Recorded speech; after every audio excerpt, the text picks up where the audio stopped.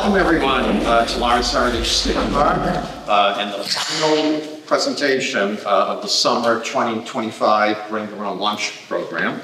My name is Rich Padova and I'm the Summit Historical Tour Interpreter here at Lawrence Heritage. And at any time, feel free to my left to help yourself to any refreshments over there. So thank you for coming here today. For those of you who may be new here, please view the exhibits in the museum today before you leave. There are permanent exhibits on the first and second floors on the history of Lawrence. And here in the community room, as well as in the gallery behind me. We currently have a special exhibit on the 1976 U.S. Bicentennial on loan from a private collector, who was actually today's guest speaker. Also, I just want to say thank you to those of you who participated in the programs and events here this summer at Lawrence Heritage, whether it was the old-fashioned 4th of July celebration or this lunch program, or the museum tours, or my narrated walking tours of the historic Mill District, or the narrated boat tours on the Merrimack River, or anything else that you might have done here in conjunction with Lawrence Heritage. I've had 21 wonderful summers here now, and I hope to see everyone again here next summer. Today's speaker is a friend and fellow historian who will be discussing Native Americans on the Merrimack River and whose 1976 U.S. Bicentennial collection, or actually just part of it, as he'll tell me and tell you, is on display this summer until the end of September. Okay, so again, you can see some of Tom's items here on the walls in the community room, and do check out the gallery if you haven't seen it already. You'll see another chunk of his collection in the gallery. Okay, so ladies and gentlemen, I give you Tom Spitaleri. Thank you, Rick. Well, before I get started, though, about natives on the river, we're going to go a little deeper into this. I've been thinking about this for about a year now. I've actually changed the talk I've done totally on the Native Americans now. But Rich forgot to mention something. Rich, what did we forget? Oh, it's on. I don't know. There's so much more I can say about it. We forgot about July 3rd and July 4th of next year. Yes. We're going to be a 2-day event next year. Yes. For the 250th anniversary of America. And I'm already getting some new stuff in to add to this small collection I have here. All right, so let's get started. My background, because there's a lot of new people here today. Happy to see that. And this year I've been very busy, so I've made a lot of the ground. Bring Your Own Lunch, it's a great series. My background is pre-colonial settlements of New England to the end of the American Civil War, with another major in the labor movement because of my own family stuff. That's another day for another story. And my third degree is in political science. I graduated last class from Graphic College, right down the road, right down the river, not too far from here. But I've always had an interest in local history.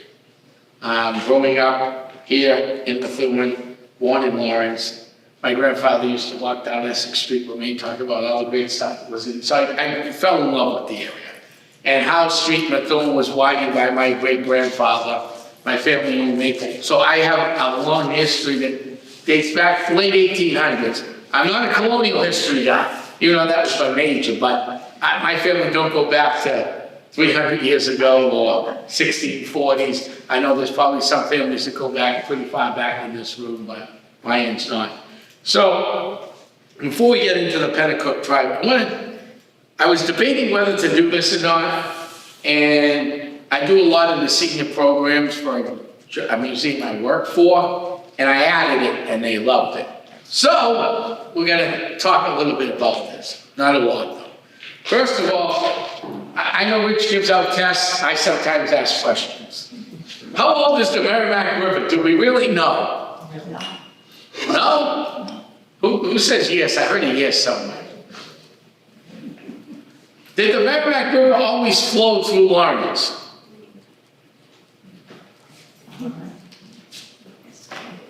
It flows that. What? Was it diverted to anything else? Did the river always flow through Lawrence? Any guesses?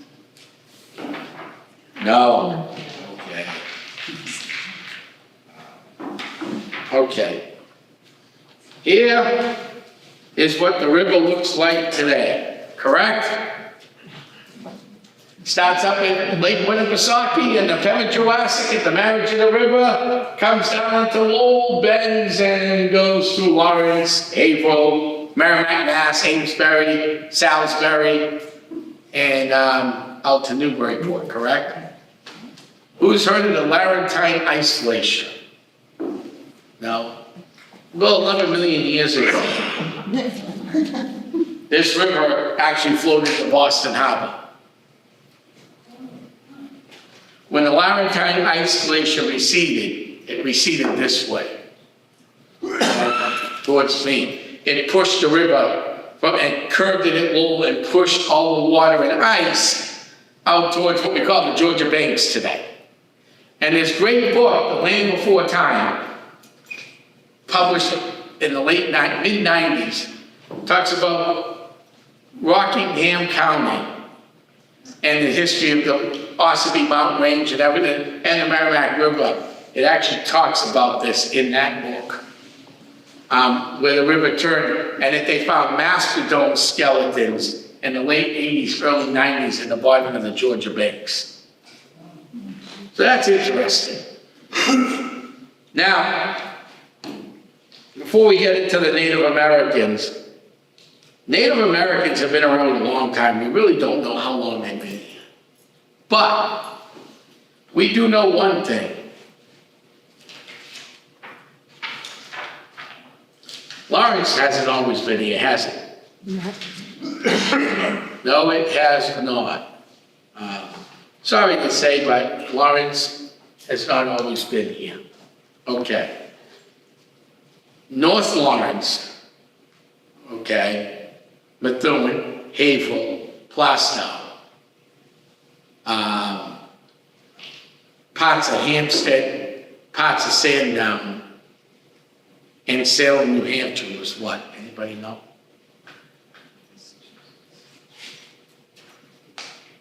1640, the land deed was signed. That was Haverhill. Okay, Andover, North Andover did not exist. Andover was South Lawrence, this way. Okay.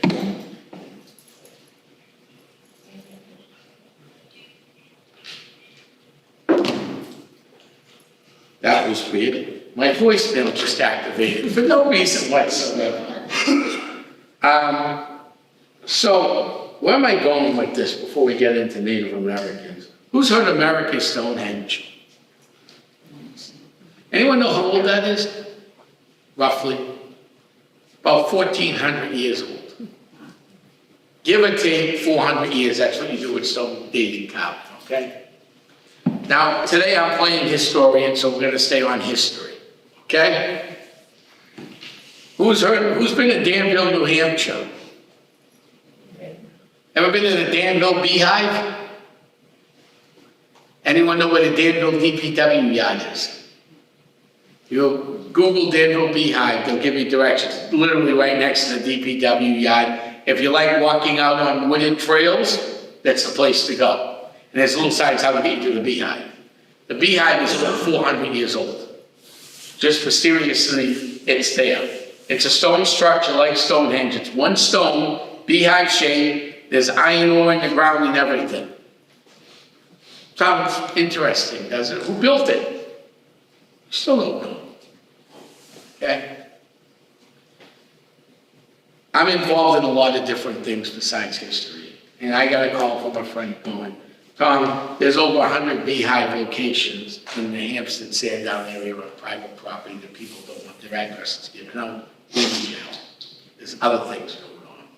Okay, so we go, we're just, they're excavating one right now in that same region, okay?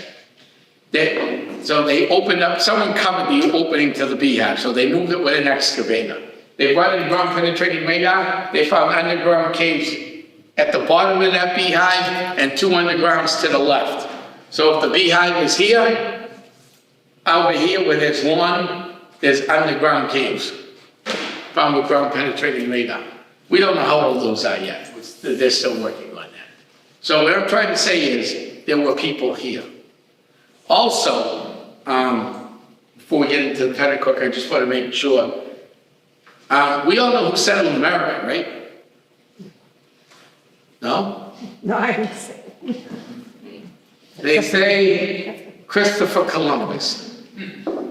Now, I am Italian. He was the first permanent settlement here. The Vikings Yeah. had all down the New England coast, had from Machias Bay down through Connecticut, they had temporary settlements all along the river. The mighty Merrimack River goes into west, up through, up to north. In Westford, there's a Portuguese knight buried in Westford. So we really don't know when first European contact or anything started here, okay? So the Pennacook, the Merrimack River Valley, including northern Massachusetts, southern Maine, and south central New Hampshire, were areas where home of the Pennacook Confederacy of 17 tribes and villages, including the Pennacook, sometimes called the Merrimack. Merrimack was spelled with a C back then. Merrimac.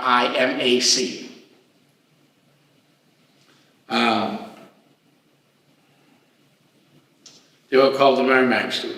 Originally, they were estimated to be 12,000 Pennacook in 30 villages. But after epidemics, just prior to the English settlements of 1620, okay? Not only that, there's a great story in the Methuen history books. Now, is it accurate? There'll be people in the room that say yes, there'll be people in the room that say no, and some are going to say we don't know. There was, I believe, Joe, correct me on this, only one mention of this battle when they wrote this in the Methuen history book. I have located one other mention of it. Who knows what Holy Family Hospital is? Who's been down the road from Holy Family? There's a little bridge near Searles' Pond. Well, it's not really a pond anymore. I don't know what you would call that. When I was a kid, it was a pond. When some of you guys were my age, 94, it was a pond. But now I don't know what you want to call that thing. It's right next to nursing home. It's called the Battle of Bloody Brook. That happened between the Merrimack and the local tribes, and that happened before the settlers. There were warring tribes all over this area. Tribes were warring long before us English people came up and said, we want your land. Or we want to purchase your land. This is the original land grant deed for Haverhill, Methuen, and part of Lawrence. Okay. Not a problem. So they would purchase the land. And that became a problem. I'll explain that in a minute. So originally, there were estimated 12,000 Pennacook living in this area, in 30 villages. But due to epidemics just prior to English settlement in 1620, the number dropped to approximately 2,500. Smallpox came in along the Merrimack River in 1631 and spread to a major epidemic from 1631 to 35. And it returned again in 1639, followed by the influenza of 1647. Smallpox in 1649 to 1650, and diphtheria in 1659. By 1675, the Pennacook population had fallen to 1,200. Now remember, Haverhill was settled in 1640. That was the last, that was Methuen, New Hampshire didn't even exist, Maine didn't exist, this was all Haverhill. Okay, and Andover from the other way. So, to have that drop even before the English settled here is huge. And then by the end of King Philip's War, which some people call the first stage of World War I, in 1676, there were about between 600 and 700 left. Nonetheless, the Pennacook were important members of the Abenaki Confederation and a major piece in the New England Algonquins. It would be early 1700s merged with the St. Francis Indians of Quebec. And that's the way they survived. Now, we all heard of St. Francis, right? What was St. Francis used as? That was the major area the French would attack us down here, us British, because we were British down here. Prior to contact, the English and the Pennacooks were involved in fur trade with the French. The trade exuberated the existing rivalries between the Penobscot and the Micmac. The disagreement finally exploded in open warfare in the Tarentine Wars of 1607 to 1615. And that 8-year struggle, which the Micmacs were victorious, the Micmacs swept along the coast, attempting to wipe out the Pennacook. It would also be epidemics that would have virtually wiped both groups out. At this time, the Pennacook Confederacy was led by Passaconaway from their capital at, I always mess this one up, but Norrincay. You know where that is? Manchester. Londonderry, Manchester area. At the falls of the Merrimack River. He had chosen to unite the Pennacook against the fledgling English settlements. Warfare would probably have been fatal in the early English settlements. However, with his hands half empty from epidemics and the Micmac attacks, Passaconaway decided to accept the English offers of mutual protection for trade. In 1629, Passaconaway signed formally the Treaty of the Alliance with the colonists, and in 1629 sold them the land. Now, this is a deed from 1640, the Havel section. Before we go any further, this started the big downfall for everybody, the wars and everything. Now, how do we live today? You own a piece of property, you rent a piece of property, you fenced in yard, your yard, right? Then you decide if you want your family, friends, and neighbors to join you, correct? That's the English way of life. Native Americans believed that this land belongs to nobody. You were only here temporarily. So they signed a deed not knowing what they were signing. And that pretty much blocked them from a lot of their native lands. Because the English believed, now this is our land, we can tell you we don't want you on our land. Natives believed, they didn't know what they were signing. They believed that, okay, we're gonna make peace with the English and the French, and we're gonna sign all these treaties, and there's a whole bunch of them all over New England, and everybody's gonna live in peace and harmony. Didn't work out that way. Very sad. So Native Americans believe, even though I have a village right here, next season I might be over here and somebody else can have this space. The English, this is my land, get off my land, and that's it. So that's a lot of the problems of this time period. In 1622, when Powhatan nearly destroyed Jamestown, Virginia, English colonists became increasingly uneasy around the Native Americans. The number of colonists increased, and so did the number of confrontation. Passaconaway tried to smooth things over. In 1632, he turned over one of his warriors, who was also a relative of his when he killed a white man. His efforts were not always reciprocated. After the Pequot Wars of 1637, English became increasingly arrogant and demanding. So now they're winning wars. They want more land. They think the land belongs to them. The settlement of Havel, or Pentucket, which includes the area we're standing on right now, came in 1640. There were only 2 older men, brothers, living in a wigwam in the Havel area. Passaconaway was willing to sell the land to them, to the English. The native people were regarded with distrust by the Europeans, almost from the beginning. Funny thing, the natives were being distrusted by the the European settlers didn't trust the Native Americans, right? You think the natives trusted us? I doubt it. The native people, we did that one already. The sale of firearms was illegal by any Native American in Massachusetts until 1665. So it was illegal for a Native American to own a firearm.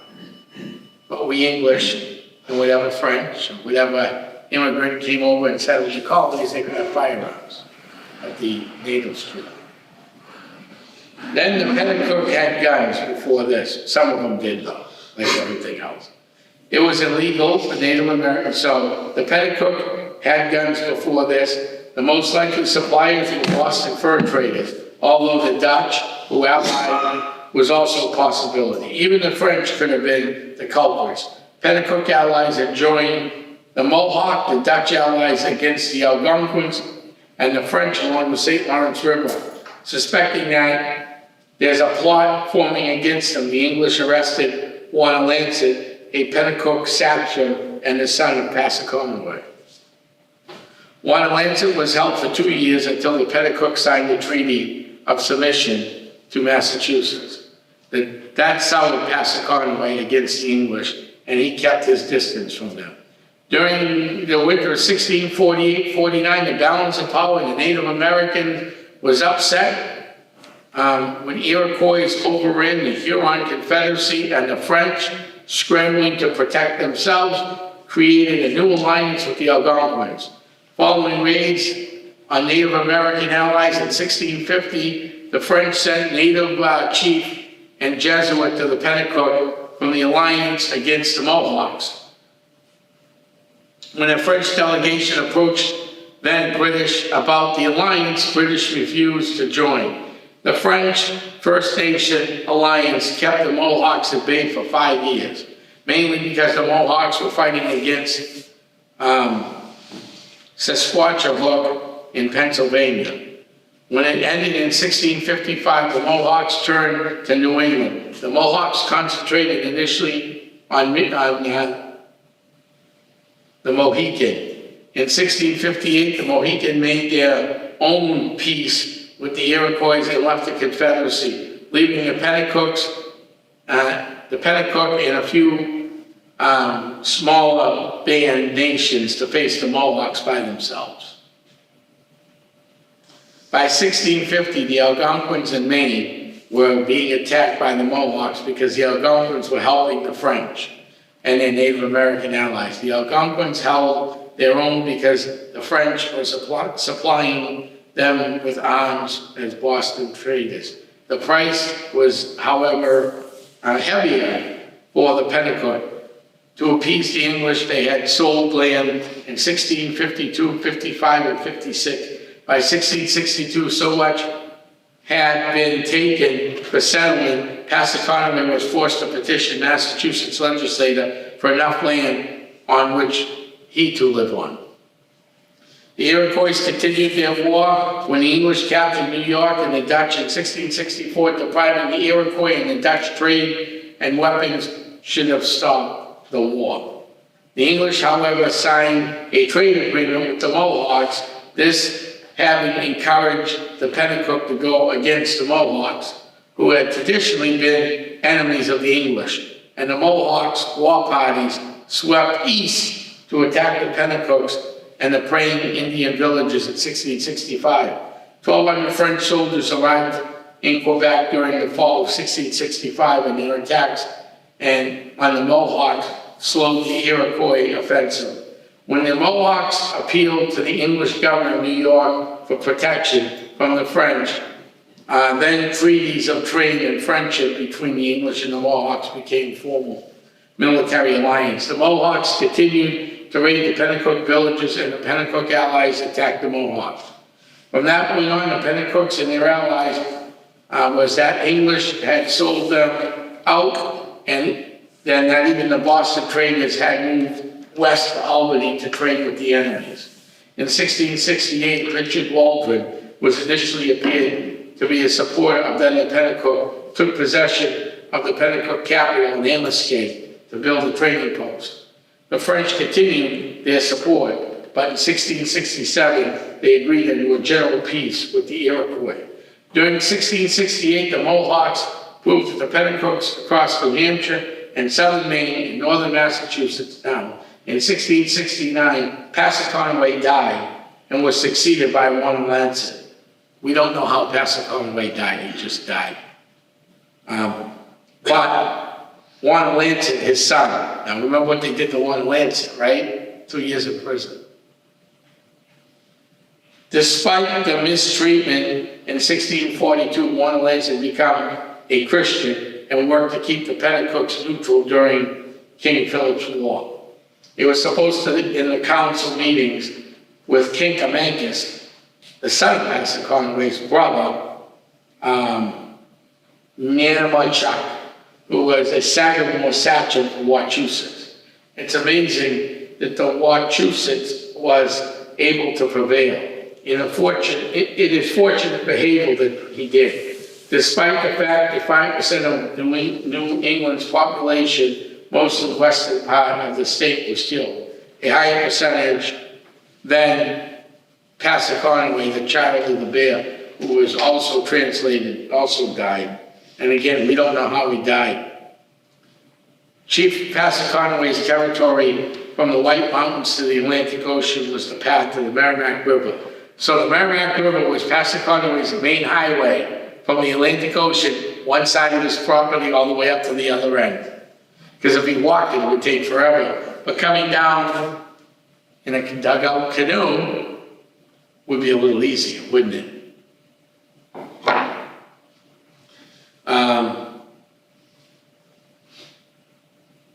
The Europeans handing over Massachusetts authority, a Native American who had murdered an English trader in 1632, negotiating his son's release to the British officials by 1640. Officials submitting the authority of Massachusetts General Court.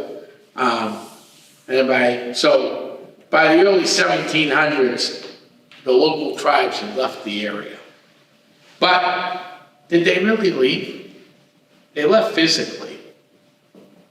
But a lot of their spear points and arrowheads and their tools they used, the jewelry they wore, are still being found today in books, in people's backyards, in gardens, books.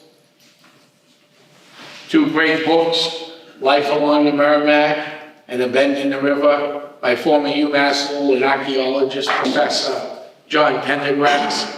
A recent new book by David Hendrickson that just came out.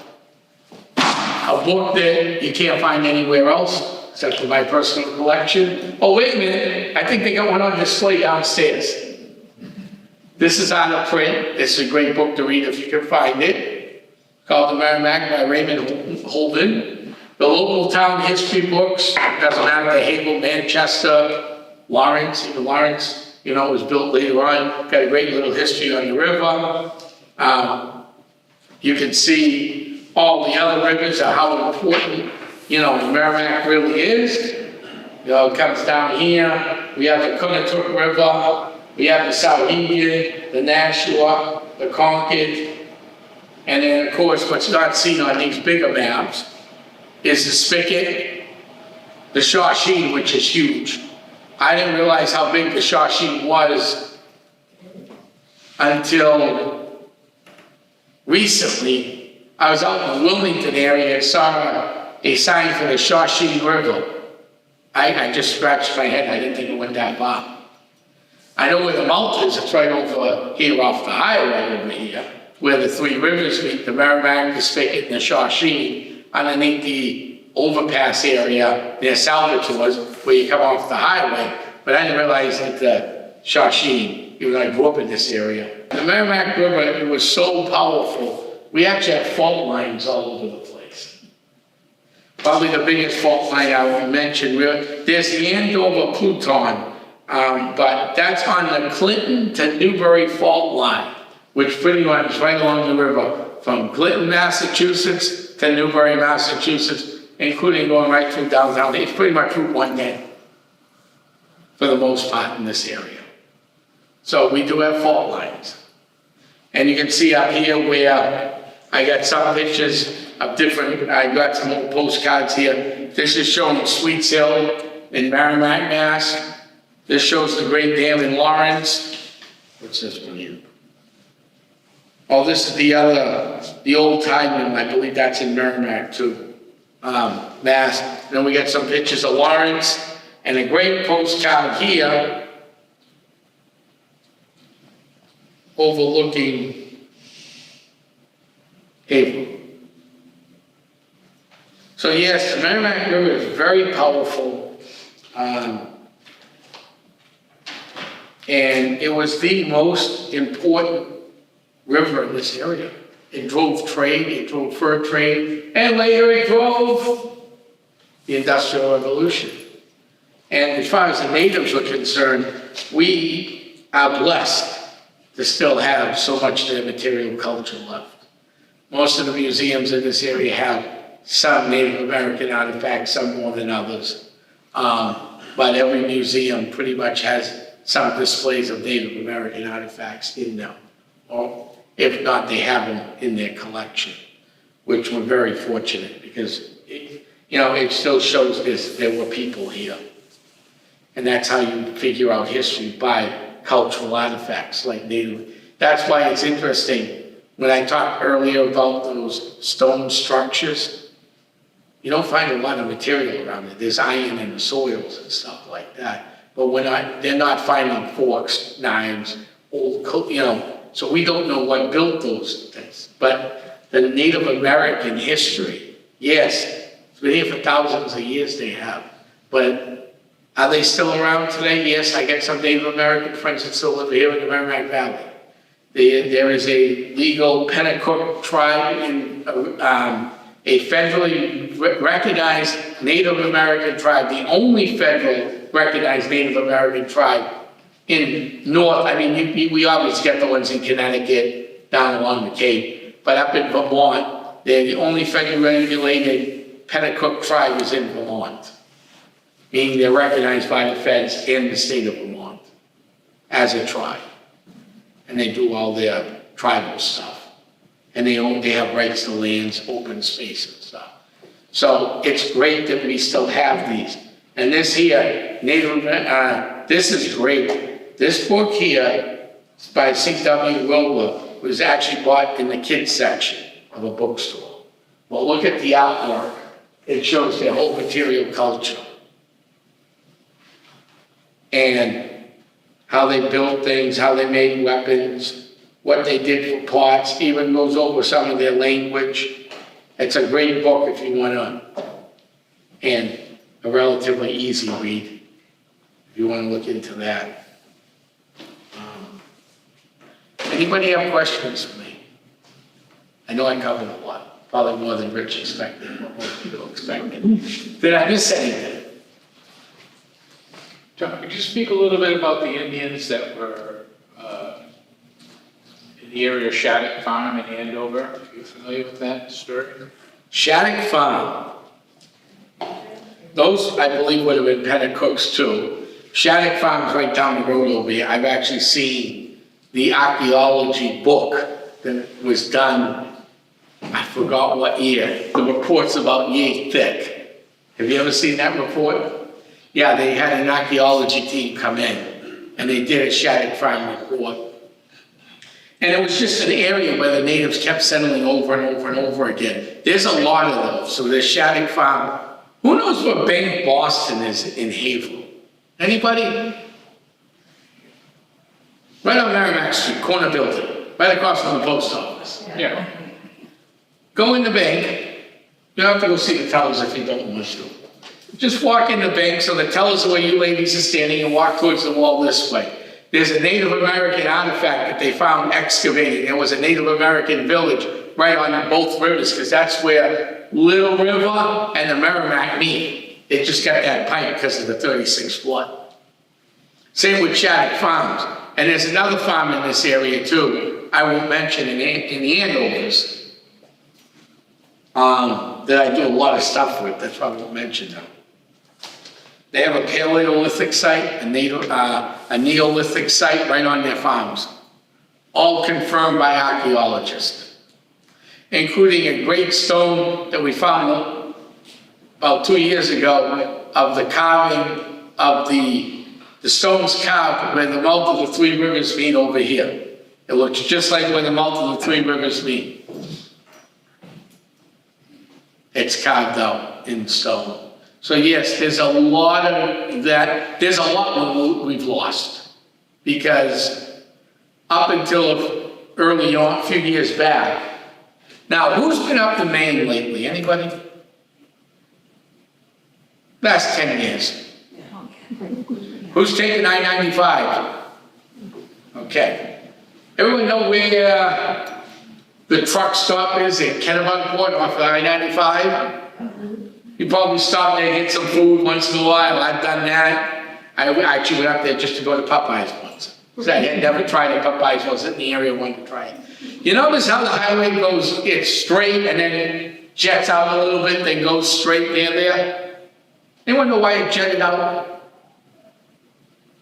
They found the burial ground up on the hill cleaning the woods out. So they couldn't move the burial ground. But they also found, I recently found out, they found some Native American artifacts in that area. So they couldn't move them either legally. In 1989, Bush Sr. made it illegal to move Native American artifacts and burial grounds. So now we're preserving more. Are they all being found and told? Probably not. Because anytime you go into what I call open space or virgin land, you start digging, that have been woods for about 150, 200 years, you can almost guarantee somewhere in those woods you're going to find a spear point, an arrowhead, or a grindstone. And when grindstones are usually big stones like this, and there's a dip or a bowl cut out, so if it rained out, you had that in your front yard, it would fill up with water, you could actually drink out of the stone. But it's because they had a hammer stone and they kept grinding corn and breaking down the nuts and everything else so they could eat them. But yeah, so Shattuck Farm is one of those privileged sites. There's another site right next to the new Lawrence High School. I remember hanging in those woods as a kid. There were some caves up there. If you grew up in Lawrence, you might remember those caves down there. Now when they built the new high school, they covered them in. But there were Native American artifacts that I found as a kid all over that area. Wherever there's water, and wherever there's fertile soil and decent hunting grounds, the Native Americans would set up a temporary home. Tom? Yeah. The Shattuck Farm there in Andover, I think, is that near where the Shattuck restaurant is located now? Yes. Yeah. And it's a little scary because I don't know if you realize what happened across the street recently. You ain't noticed that? No? There's a 300-year-old farmhouse that disappeared. So when you go, what's that, the ninth, where's the Irish have their luncheon at? I can't, Knights of Columbus, is it down there? Elks. Okay, right across from the Elks, there was a white farmhouse that's 300 years old. It's gone. On that river road. On River Road, yeah, it was a white farmhouse. I remember. Yeah, and the left was takes you to the, I don't know what they're building there, but they got a huge piece of land all ripped up. So that would have been interesting to see what artifacts would have been found there. Because when you have a home that's over 300 years old, I actually found a picture of that somewhere. That's how I found out it was 300 years old, because Methuen, Haverhill, Lawrence history, especially the colonial stuff, pretty in Salem. But Andover, North Andover, I usually have to look at the building because I was trained as, I took a course called above ground archaeology that's looking at the window shapes, the pediments on homes, to tell you about the age of the homes. I didn't know the age of that. I came across that one day in a house clean out and in a book. I kept the book, and at that time the farm was over 300 years old. It's gone now. And the house was not falling down, neither was the 300-year-old barn. It was in real good shape. I'm not dying to see. Actually, I am kind of dying to see what they put there. And that's why it's important that museums collect and preserve and save these things. And that's anything we have in life. even in our own short lives, me being 94 and everybody in here being 36 or younger, we've seen a lot of changes here. And that's why it's important to preserve what we preserve, us collectors. And there's a few of us in this room. Any other questions? Yes. Do you have any information on the fishing in Haverhill? They had fishing weirs down there in the river.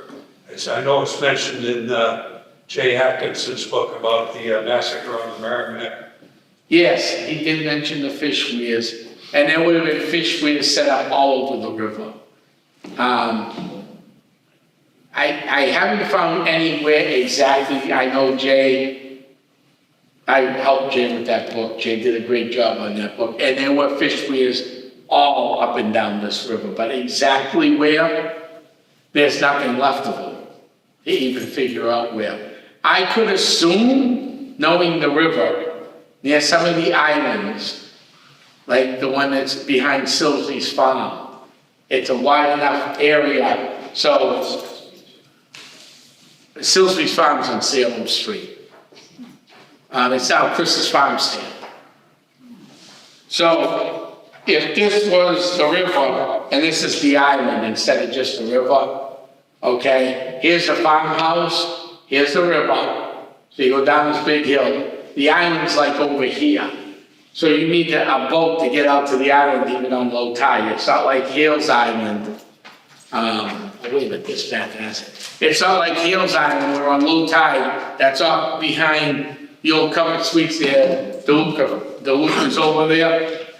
On low tide or on a hot summer, you can almost jump from the shore to Hales Island or Boot Island. So this is the area we're talking about.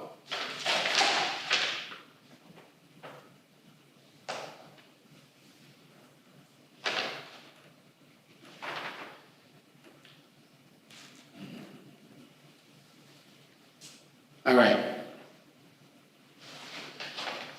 So this is the island here. It's actually here, it's Boots down here. But it's far enough that you could actually put weirs or a fish net across that and catch fish during high tide, even low tide. But you can come up and look at this map if you like. But there are no artifacts or no proof left where the weirs were put up, but they would have been put up right along this whole river, Andover, Lowell, right up the river, because that's the way they would catch fish a lot quicker. They would also net them in the smaller rivers with twine. They make twine nets and put them out with stone sinkers right across the rivers. And then the fish would swim into the net, their heads would get caught, you pull the net out, and you get yourself some dinner. Any other questions? Tom, of course, one of the most celebrated stories about Native Americans, as you know, in the Merrimack Valley is the Hannah Dustin story, right? The Native American raid on her home, her kidnapping, right? And then Yes. escape. Did you want to say anything? It's up to you. Did you want to say anything about that? Well, let me see if I can remember anything about Hannah Dustin. Hold on. He's only kidding. Yeah. I do a whole program on Hannah. So in 1697, 98, if you don't know the story of Hannah, I'll quickly go over both sides, Rich, okay? So in 1697, 98, so right after King Philip's War, we have peace in New England. Even though there's a 30 years worth of war, there was a little peace between both. Remember you mentioned a guy named Major Waldron earlier? He was a real nice guy. He dragged 2 Quaker women from Dover to Boston and back till they died. Major Waldron was given the Cocheco River land grant and went from the Merrimack River on the Havel side of the river. Bradford was part of Raleigh at that time, okay? So Bradford, which is a section of Havel now, was Raleigh. So Havel was this side of the river, okay? So if I'm standing at the bridge that they're tearing down, it's gonna be a disaster for 6 years. And I'm looking over the bridge, I'm looking at Raleigh at that time, later Groveland, Georgetown. I'm standing in Haverhill. So it went from Haverhill to the Cocheco River in Dover. Okay? So he gave the Native Americans, he's gonna teach them how to fight the English way. Now, who would want to learn how to fight the English way? Raise your hand. I mean, it was pretty simple, wasn't it? Stand there, shoot, reload your gun when you're getting shot at. If you didn't get shot, that's... It is just the way to fight. It said, hence why they lost the revolution. So, he taught them how to load the gun, put the gunpowder in, put the shot in, pull back the cock or the top of the gun, the firing area, and then he told them to fire. Does that gun fire? No, it's missing the flint. In the woods was the colonial militia. They fired on the Native Americans, and they slaughtered them. That went down as the Cocheco River Massacre. Okay, so now we hit King William's War. Okay, Haverhill's the frontier community, as I explained. Hannah Dustin lives up near the Atkinson, New Hampshire line. Downtown Haverhill, for anybody that knows Haverhill at that time, was not the industrial downtown with the big brick buildings you see. Downtown Haverhill was Mill Street. Anyone know where that is? If you don't, anyone know where Linwood Cemetery is?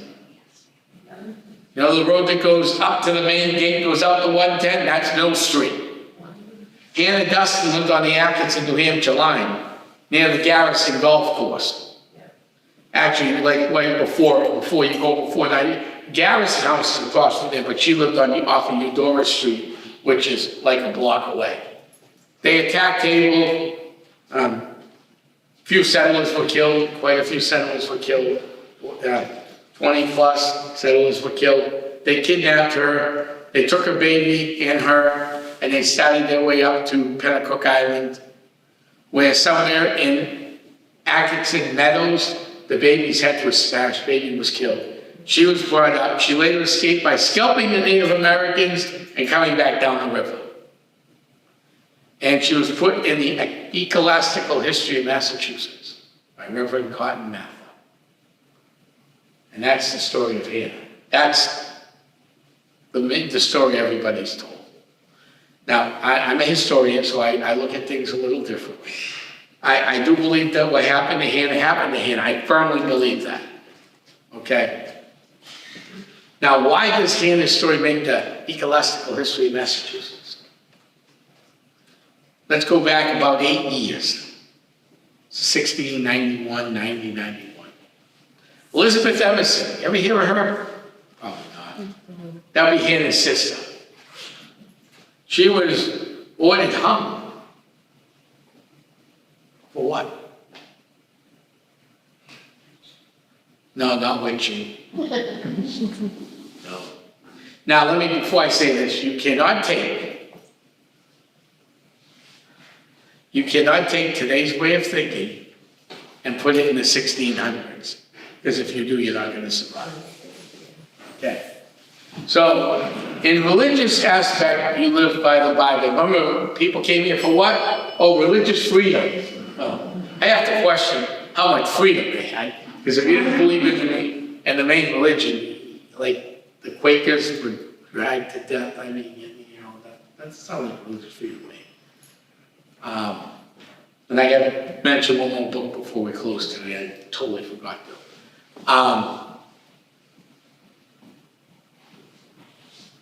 So one day, someone thought she was pregnant. They went to go investigate, and they found that the two babies had died, and then both her babies died. We believe it childbirth, but we're not sure.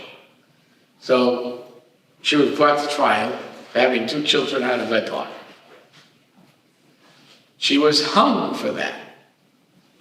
Guess who ordered the hanging? Reverend Cotton Mather.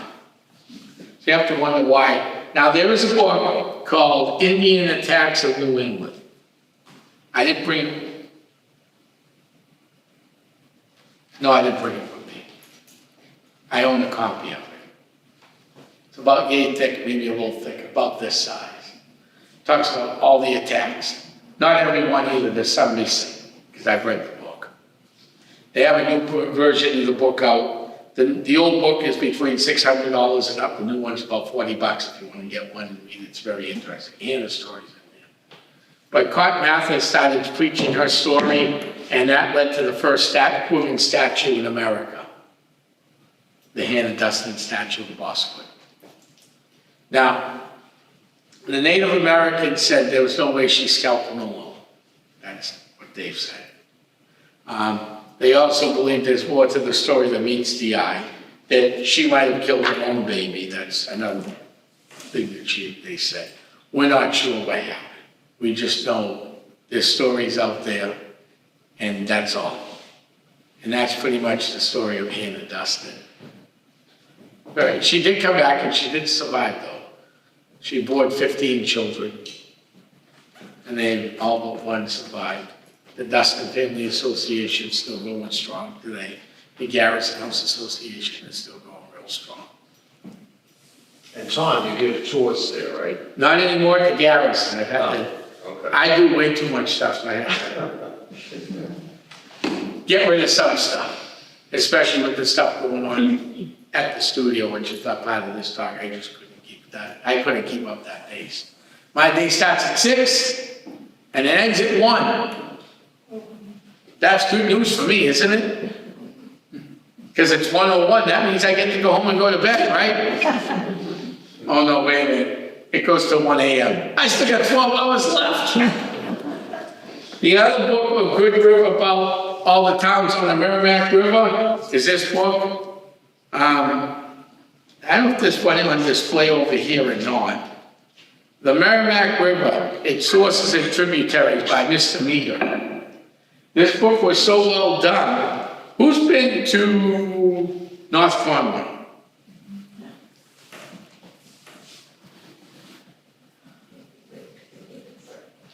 This book was published in 1849. Who's been to North Cornwall?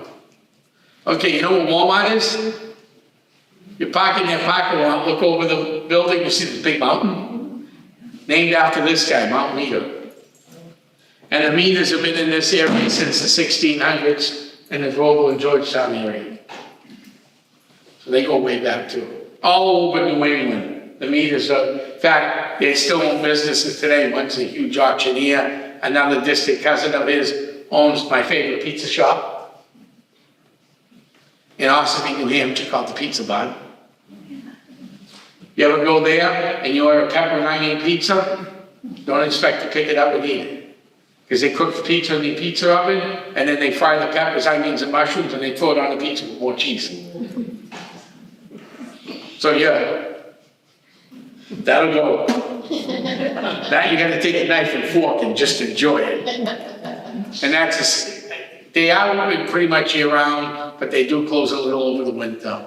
But again, the Meaders have been all up and down New England. Any other questions? Yes.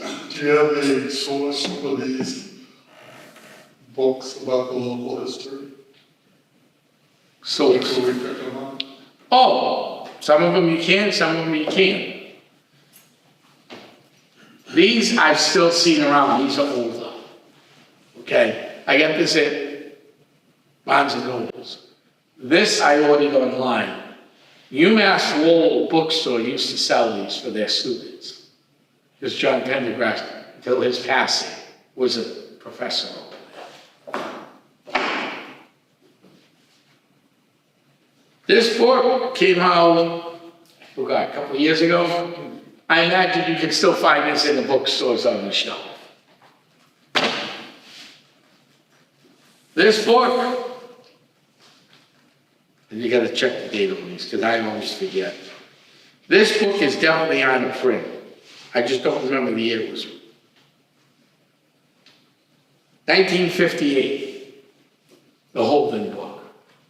You might be able to find these in the library book sale. That's where I found most of mine. I own 3 of them. And the Meader book, I haven't seen online in years. If you find this book, I'd suggest go buy a lottery ticket. So that's pretty much This was just an old, I don't even know where this came from. The Merrimack River Watershed Council. This was an old pamphlet they put out. I don't even know. I happened to find this. I bought a box of paper at a yard sale when it was in there. I bought the paper because it had rock and roll posters in there that I wanted. And the girl goes, oh, I'm selling the whole box, posters and everything. Because I wanted to, give me $5. So I took the box, threw most of the papers, but they were all college papers. I only really wanted the posters. And this was mixed in. So I kept it. I mean, other than that, that's pretty much, and then my postcard collection that I brought with me. This here, Havel Trails Committee used to have these. They don't have them anymore. This came out 96, 97. But you might still find that somewhere piled, you know, in someone's paper. And then the other book I used for some of the research I didn't bring with me is Chase's History of Haverhill. The early chapters, you can find that book at the Haverhill Public Library for sale. If you're interested in Haverhill history, it's about yay thick and yay big. And if you love history, you read it. If you're an okay history person, it's going to take you a long time to read it. Because it's fact after fact after fact. A non-historian would call that, what, Rich? A dry book. Historians like myself, Rich, and Joe, well, we find it interesting. But most people would call it a dry book. Okay. Any other questions? Oh, and this, I picked up in a secondhand store in downtown Haverhill. I went out shopping for things and this thing was there, like, wow, this looks like, it's not totally authentic, but at least I have something to show the public what I want to talk about and dug out to do.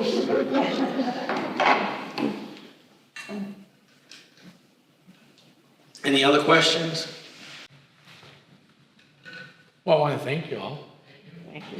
Hope everybody had fun. And you can come up and look at this stuff if you'd like. Feel free to come up and look at it.